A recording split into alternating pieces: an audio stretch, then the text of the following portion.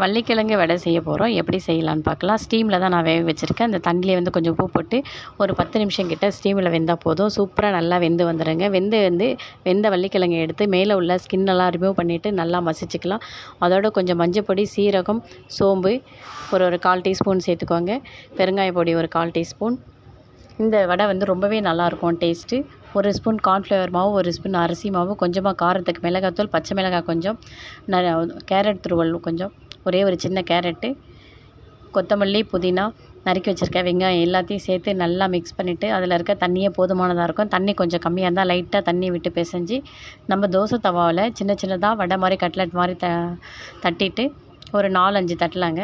இந்த பக்கமும் அந்த பக்கம் நல்லா திருப்பி போட்டு எண்ணெயை ஊற்றி சூப்பராக முறுமுறுன்னு எடுத்தால் சூப்பரான ஒரு வள்ளிக்கிழங்கு கட்லெட் அல்லது வடை ரெடி. இந்த வீடியோ உங்களுக்கு பிடிச்சிருந்ததுன்னா மறக்காமல் கமெண்ட் பாக்ஸில் கமெண்ட் பண்ணுங்கள். பாய்.